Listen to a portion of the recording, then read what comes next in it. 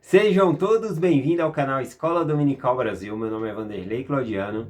Eu vou mandar um forte abraço aí para o canal Evangelho em Perspectiva. A Poliana me ligou também, né? Mandou mensagem para mim falando que dia 21 de junho eu estou convidado para estar com eles lá na live. Todos vocês estão convidados a me prestigiar, estar com eles lá para acompanhar a mensagem do Vem e Segue ao vivo em uma live, tá bom? Dia 21 de junho. Então, um forte abraço aí para a Poliana, para os outros que compõem aí também o Evangelho em Perspectiva.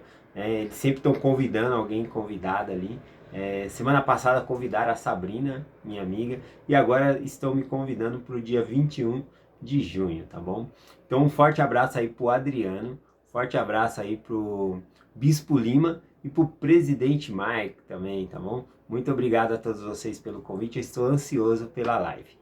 Vamos lá para o compartilhamento hoje do Vem e Segue. Eu vou compartilhar com vocês Josué capítulo 3. Aqui a gente vai observar o povo de Israel atravessando o Rio Jordão, esse milagre, tá bom? Tem alguns detalhes para compartilhar com vocês hoje aqui. Bom, primeiramente aqui no versículo 1 é mencionado que Israel ele saiu da cidade de Setim e foram acampar na borda do Rio Jordão, tá bom? O Rio Jordão ele transbordava, era a época de ceia ali, né, de colheita, então o rio estava transbordando de água de maneira que era difícil de atravessar aquele rio. Eram muitas pessoas, devemos lembrar que o israelita era cerca de 800 mil a 1 milhão de pessoas ali para atravessar o Rio Jordão. Como é que faria ali com aqueles mais idosos, crianças para atravessar, né? Não tinha canoa, seria muito difícil ali. Então eles vão até ali, tá bom? Eles atravessam, eles saem de Setim e ficam à borda ali do Rio Jordão. Do Rio Jordão ali dava para ver também era cerca de 3 quilômetros até a cidade de Jericó. Então dava para ver Jericó, ou seja, Jericó estava vendo o acampamento de Israel, né, do outro lado do rio, e o que impediu os israelitas de atravessar era o Rio Jordão, e era a época de cheia. Então, basicamente, Jericó ficou despreocupada ali, falou, nossa, eles não podem passar agora porque está cheio, né, lá, então pronto, né. Basicamente, pode ser que eles tivessem pensado isso. Bom, mas eu vou compartilhar algumas escrituras com vocês e dar algumas explicações aqui, tá bom? Então, vou compartilhar aqui o versículo 4, tá bom? Quando eles saem de Setim para ir até a margem do Rio Jordão, no versículo 4 aqui é contado que eles não deveriam ir na frente da arca, que era para eles ir numa distância, seguindo a arca ali, cerca de 2.000 côvados. Isso dá aproximadamente aí 900 quilômetros, né? Um côvado, aliás, é uma medida do cotovelo do braço até o dedo da mão aqui, né? Só que cada braço tem uma medida um pouco diferente, então é muito controverso aí para saber a medida exata quando fala 2.000 côvados. Então seria aí cerca de 900 quilômetros. 900 quilômetros? Não, 900 metros, tá bom? Não chega nem a 1 quilômetro. Chega. Então a Arca da Aliança ia na frente e os filhos de Israel iam atrás ali, seguindo a arca, tá bom? Eles não podiam passar dessa distância aqui. Isso era um simbolismo que eles deveriam seguir a Arca da Aliança. A Arca da Aliança simboliza a presença de Deus. Então nós devemos seguir a Deus, tá bom? Também tem várias coisas dentro da Arca da Aliança que tem simbolismo e testemunho para nós. Por exemplo, dentro da Arca da Aliança tinha um pote de maná. Esse pote de maná era um testemunho de como os filhos de Israel eles dependiam de Deus, a dependência que eles tinham de Deus até mesmo para subsistir, para existir, porque se não tivesse comida no deserto, eles morreriam. Então, o maná representa isso, a dependência que nós temos de Deus. Todos nós dependemos de Deus. A outra coisa que tinha dentro da Arca da Aliança era ali também as tábuas de pedra, né? Os mandamentos de Deus. Então, para seguir a Deus, nós temos que seguir os mandamentos que Ele nos dá. Então, por isso tinha ali as 2 tábuas de pedra, que eram um testemunho dos 10 mandamentos ali também, para aqueles que estão seguindo a Deus. E a outra coisa era a vara de Arão que floresceu, tá bom? Floresceu ali mostrando quem é que Deus tinha escolhido como líder. Então, de certa forma, quando nós seguirmos os nossos líderes, nós estamos seguindo a Deus. Ou seja, seguir a Deus é seguir o que Deus está falando por meio dos nossos líderes, tá bom? Então significa isso. Bom, vou compartilhar aqui o versículo 2 de Josué 3, porque olha o que acontece aqui, ó. E sucedeu que no fim de 3 dias os príncipes passaram por meio do acampamento. Aqui quando fala os príncipes passaram, era o chefe de cada tribo de Israel, né? Ou seja, Josué chamou esses chefes e falou, olha, a gente vai atravessar o Rio Jordão, mas vocês precisam fazer 3 coisas antes. E uma das coisas que ele falou é seguir a arca, tá bom? Nós devemos seguir a presença de Deus, não era para ultrapassar. No caso do Rio Jordão, né, quando a arca chegasse no meio do rio ali que tivesse sem água, era para eles atravessar o Rio Jordão, enquanto a arca estivesse lá no meio do Rio Jordão, em terra seca. Então eles iam passar pela arca assim, mas a primeira coisa que falou é que era para eles seguirem a arca, não era para ir entrando no rio antes, tá bom? Ou coisa assim. O que eu já expliquei aqui, falando o que simboliza a arca e o que tinha dentro dela para nós. A segunda coisa que Josué falou, né, que os príncipes deveriam ensinar às suas tribos, está aqui em Josué capítulo 3, versículo 5, disse assim, e disse-lhe Josué também ao povo, santificai-vos, porque amanhã fará o Senhor maravilha no meio de vós. Ou seja, eles iam atravessar o rio Jordão, iam começar a entrar ali na terra prometida, e para entrar na terra prometida, você precisa se santificar, você precisa melhorar. Se tem coisas que você precisa se arrepender, você precisa se arrepender, você tem que se santificar, tá bom? Igual para ir à igreja e tomar o sacramento, também nós temos que nos santificar para tomar o sacramento, bom, nos arrependermos de nossos pecados. Então a segunda coisa que ele falou é santificar. A primeira é seguir a Deus, seguir a arca. Segunda, ele falou sobre ser santificado. E a terceira está no capítulo 3, versículo 7, diz assim, e o Senhor disse a Josué, hoje começareis e engrandecerei perante o Senhor e toda Israel, para que saiba que assim como fui com Moisés, assim serei contigo. A outra coisa que o motivo deles passar pelo o Rio Jordão seria para mostrar que assim como Deus ele foi com Moisés, abrindo o Mar Vermelho, assim também Deus era com Josué. E ele ia abrir então o Rio Jordão para o povo passar, tá bom? Então era um testemunho de que a liderança foi passada ali para Josué também. Então tinha essas 3 coisas aqui em questão. Eu vou continuar compartilhando aqui, tá bom? Deixa eu ver algum comentário que eu fiz aqui. Aqui no versículo falou que assim, né, sabereis que com um testemunho vivo de que Deus havia escolhido Josué.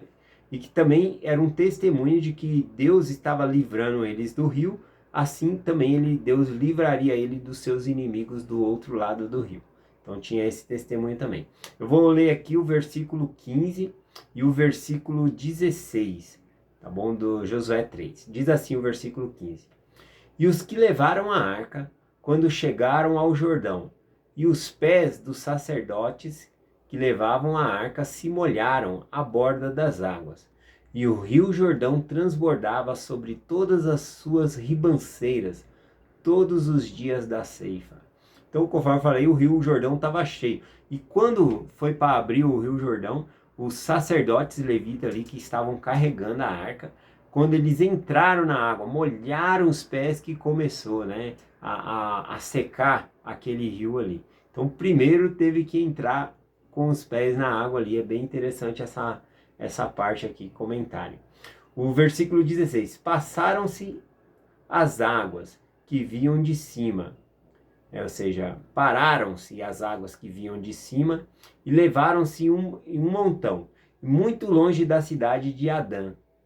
E está no lado de Zareta, e descia até o mar de Campinas, o qual é mar salgado. Foram de todo as cordas, então passou o povo de frente de Jericó.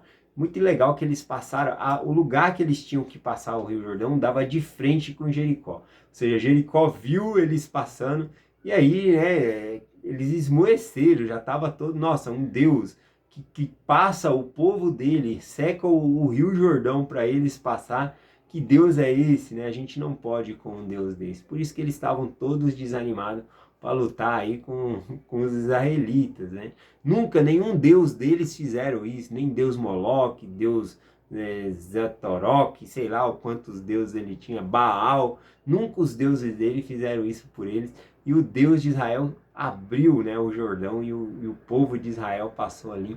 Então eles estavam amedrontadíssimos com respeito a lutar contra os filhos de Israel.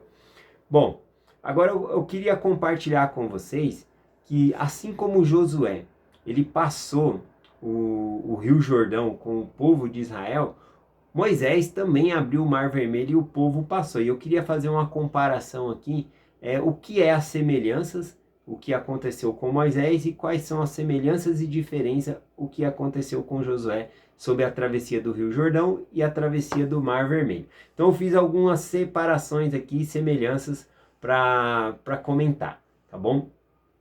Bom, a primeira delas que eu coloquei aqui é que Moisés estendeu a mão com um cajado, né, para que o Mar Vermelho se abrisse, tá bom? Aqui no caso foi diferente com Josué. Os sacerdotes levitas que levavam a arca, eles entraram na água, assim, os pés molharam na água para que as águas fossem secando, tá bom? Então é assim que funcionou, a diferença de um e de outro aqui. Outra coisa aqui que eu notei também, que aqui, que todos passaram em terra seca. Essa é uma semelhança. Tanto quem passou o Mar Vermelho, tá bom? Como quem passou o Rio Jordão, passou em terra seca também. Existe 2 salmos sobre essa passagem. Nós temos os salmos 136, que fala sobre a abertura do Mar Vermelho, é uma canção, e também o salmo 66, que fala sobre a travessia do Jordão, também que fala dessa travessia. Então nós temos 2 salmos falando sobre a travessia aí, um falando sobre o Mar Vermelho e o outro falando sobre o Rio Jordão. Bem interessante também que eu peguei aqui. Outra coisa também, depois que Moisés ele atravessou o povo no Mar Vermelho, o Senhor ele mandou maná para o povo ali comer, né, no deserto. Mas já depois que Josué ele atravessou o povo pelo Rio Jordão, o maná já não existia mais. Eles tinham que se alimentar das coisas, plantar, criar gado, tá bom? Então não tinha mais maná. Isso mostra também que com a liderança é uma coisa. Quando a gente está sobre outra liderança, Deus ele quer trocar as coisas, vai acontecer outras coisas. Então a gente nunca tem que ficar esperando, mas o outro bispo fazia desse jeito, a outra presidente fazia desse jeito. A gente não pode ficar esperando a mesma coisa de líderes diferentes. Aliás, se Deus não quisesse mudar, né, ele não trocava de líder. Ou se ele quiser mudar, com certeza, ele vai lá e revela ao líder e o líder tem que agir de uma maneira diferente. E aí a gente não pode falar, mas antes era desse jeito, agora você está fazendo de outra maneira. É inspiração de Deus, nós devemos seguir os nossos líderes, na verdade, tá bom? Outra coisa interessante aqui é que quando Moisés ele abriu o Mar Vermelho, aqui em Êxodo 14, 22, menciona que se abriu-se o Mar Vermelho, deu um forte vento e abriu-se para a direita e para a esquerda como se fosse um grande muro. Então eles passaram no meio e ficaram como 2 paredes. Mas já o Rio Jordão não foi assim, né? Muita gente pensa que se abriu ali e eles passaram no meio. Na verdade, a escritura que nós tínhamos lido, que ele começou a secar desde a cidade de Adão. E essa cidade ficava a 20 quilômetros, rio acima. Então as águas se amontoaram a montão lá, a 20 quilômetros para cima. Então os filhos de Israel não viu a água parada, tá bom? Então fechou as torneiras lá, vamos dizer assim, as águas se deteram a 20 quilômetros acima do rio que eles iam passar. Então ficou aquele canal do rio vazio ali, né? Eles passaram em terra seca. Mas eles não passaram como foi os filhos de Israel com 2 paredes. Tá bom? Tá escrito na escritura aqui. Eu achei bem interessante também essa comparação. Outra coisa também, quando Moisés ele atravessou o povo no Mar Vermelho, eles estavam fugindo de Faraó, porque Faraó estava perseguindo eles. Então eles foram correndo, perseguidos, tá bom? Então essa é a diferença. Já no Rio Jordão não. No Rio Jordão eles não passaram correndo, não precisou passar correndo. Eles não estavam fugindo do seu inimigo, Pelo contrário, ele estava indo lutar para conquistar a terra prometida. Então tem essa diferenciação também que eu achei muito chique, eu achei lindo essa mensagem de comparação. Aliás, quem me mandou uma mensagem falando o que tem de diferente, o que é de igual, né, nessas duas mensagens, o Mar Vermelho e o Rio Jordão, foi a Denise. A Denise mandou para mim essa pergunta e eu estou trazendo aqui para responder a pergunta dela e também para compartilhar com vocês. Então achei muito chique isso aqui sobre a forma de que passou o Rio Jordão e que passou o Mar Vermelho aqui, tá bom? Outra coisa que eu anotei aqui é que no Mar Vermelho todos passaram, tá bom? E quando eles passaram, né, é mencionado no Novo Testamento que eles fizeram convênio com o Senhor também, foram batizados, ou seja, eles fizeram convênio com Deus para receber uma terra prometida, tá bom? Então todos passaram. Porém, por não guardarem os mandamentos, nem todos alcançaram essa terra prometida. Na verdade, daqueles que passaram o Mar Vermelho ali, que saíram do Egito, todos aqueles que eram acima de 20 anos não puderam entrar na terra prometida, com exceção de Josué e Caleb, tá bom? Todos aqueles lá tiveram que morrer porque ficaram incrédulos, não obedeceram o mandamento de Deus. Então quem passa no Rio Jordão para herdar a terra prometida são os filhos de Israel, que é um outro povo, né? Uma geração mais nova e que é mais obediente ao Senhor. Por isso a gente vai conseguir ver vários milagres, como o povo é mais obediente e menos murmurador do que era o povo quando estava lá com Moisés, tá bom? Tem essa diferenciação assim, que é outro povo também. Mais o que eu marquei aqui sobre isso? Aqui. Bom, é isso que eu marquei aqui sobre a semelhança e a diferença, tá bom? Eu vou ler aqui Josué capítulo 3, versículo 17, que diz assim: Porém os sacerdotes que levavam a arca da aliança do Senhor pararam firme em seco no meio do Jordão, e todo Israel passou em seco, até que todo o povo acabou de passar o Jordão. Então veja que eles não passaram correndo, com pressa, mas a arca da aliança estava ali, no meio do Jordão, parada com os levitas, e toda a casa de Israel passou. Eu acho essa mensagem muito chique, eu gosto bastante. O que mais aqui eu marquei? Quando eles estavam passando, também o Rio Jordão, Josué falou para cada um dos príncipes de Israel, o chefe de cada tribo de Israel ali, pegar uma pedra e colocar sobre seus ombros. Essa pedra era a que estava no fundo do rio ali, né? Só que agora estava em terra seca, eles pegaram cada um uma pedra ali e colocaram seus ombros e levaram. Essa pedra, eles fizeram um monumento, tá bom? Eles fizeram um monumento em memorial a esse grande feito de atravessar o Rio Jordão. Eu vou ler aqui para vocês o versículo, agora muda o capítulo, né, que fala desse memorial. É o capítulo 4 de Josué, versículo 6, que diz assim: Para que isso seja por sinal entre vós, quando vossos filhos no futuro perguntarem, dizendo: O que significa essas pedras? Então era para eles responder aos filhos de Israel que era um memorial de quando eles passaram pelo Rio Jordão em terra seca. Ou seja, o que está ensinando aqui? Que os pais, eles têm que ensinar aos seus filhos, prestar testemunho de coisas que os filhos não vivenciaram. Certamente já teve milagre na sua vida que seu filho não sabe. Você deve compartilhar, ensinar ele sobre isso. O próximo livro que nós vamos ler na semana que vem, tá bom? Na designação do Vem e Segue-me, é o livro de Juízes. E a gente vai ver que essa geração que não passou esse ensinamento para os seus filhos, aquela geração começa a se perder por falta de liderança, né? O livro de Juízes, ele é muito triste nesse aspecto. A gente vê as pessoas caindo em apostasia e não se lembrando do que Deus tinha feito aos vossos pais, tá bom? Que é toda essa travessia, a conquista da terra, né? Aqueles que não lutaram para conquistar, estavam já na terra herdando ali, o que acaba fazendo? Não dando valor, né? E caindo em apostasia e se desviando do Senhor ali. Então por isso a importância desse memorial, de nós prestarmos o nosso testemunho aos nossos filhos, manter eles firmes no Evangelho, tá bom? Então eu achei bem interessante aqui essa parte. Bom, essa mensagem ela é bem simples, tá bom? Que fala de ir para a terra prometida, ir para Canaã. E a nossa Canaã é o reino celestial. Então nós devemos atravessar os nossos desafios e ir para o reino celestial e nos manter lá. Então, para se manter, não é tão difícil chegar lá, o mais difícil é ficar lá, né? Então você tem que ficar santificado para se manter na terra prometida. A gente pode observar que 10 das 12 tribos depois futuramente vão ser expulsas, vão ser levadas cativo, por quê? Porque não se mantiveram fiel.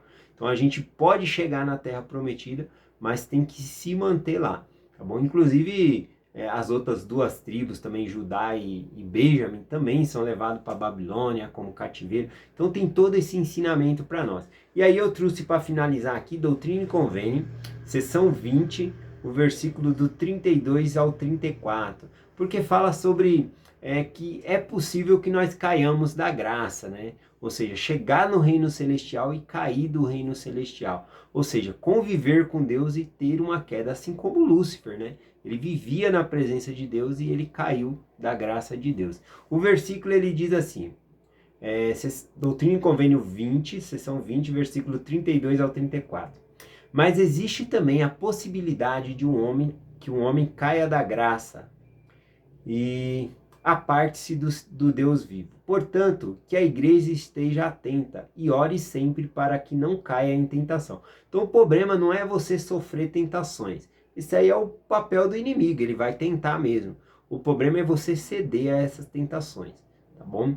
Sim, até os santificados sejam também atentos, né? Então, até nós que estivermos mais santos, mais desapegados às coisas do mundo, também a gente tem que ficar atento para não cair. Essa é a mensagem que eu compartilho hoje com vocês, em nome de Jesus Cristo. Amém. Até amanhã.